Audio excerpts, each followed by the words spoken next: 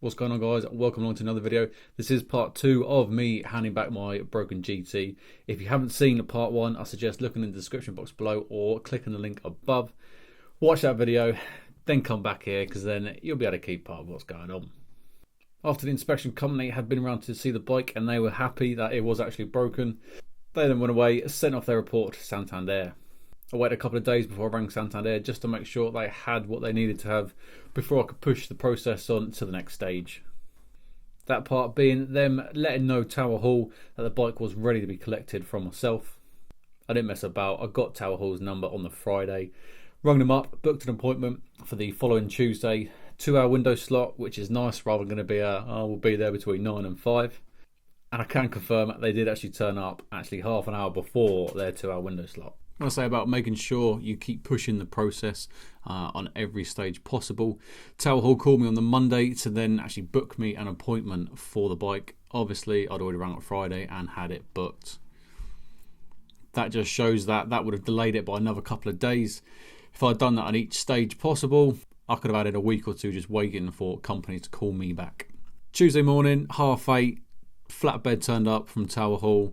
Showed them the bike, they gave it a once over, make sure they were happy, put the bags on it, got the V4, handed the bike over, handed the V4 over, they loaded it up, and there we go. Within half an hour, everything was handed over, bike was placed on the flatbed, and it was out of here.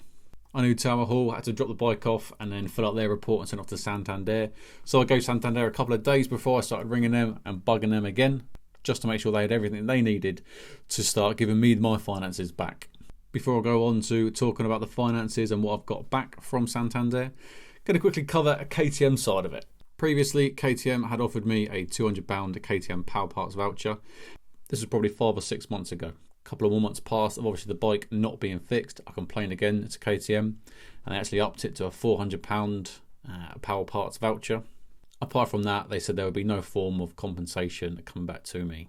Personally, I don't think it's good enough.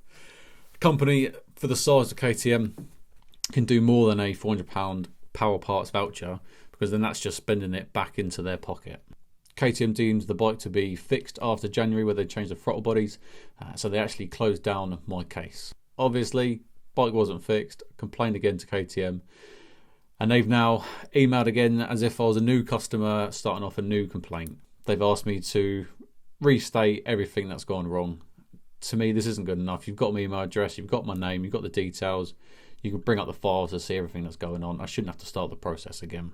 I will be pushing this through KTM further to see if we can get any form of physical compensation rather than just a Power Parts voucher, which only has a 3-month lifespan on it anyway. The first £200 voucher actually ran out. I didn't spend it because the bike wasn't fixed and I wasn't happy spending money on a bike that wasn't fixed. That's KTM side of it. They feel like they've justified their actions.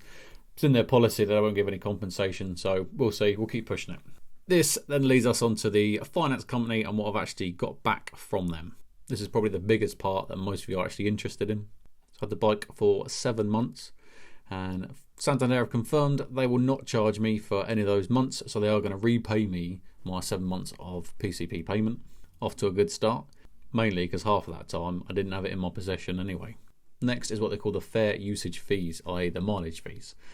Normally they charge between 25p and 50p per mile. In my case, where the mileage was pretty low, it's just under 1200 miles. Most of those miles were put on and by mechanics as well. Santander agreed to wipe that fee as well. And finally, the main chunk of change for myself was actually going to be from the bike that I placed down as a deposit for the GT.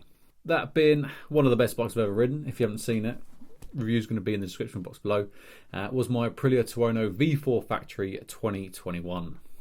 That bike wasn't fully paid off from the finance, but when I did part exchange it, there was a good chunk paid off, so I had a nice healthy deposit ready for the GT. That deposit will be fully refunded as well from Santander. They do say funds will take 3 to 5 working days to come back into your account, so that's what I'm waiting for now. So all in all, for the last 7 months of owning the GT, I've not actually had to pay anything.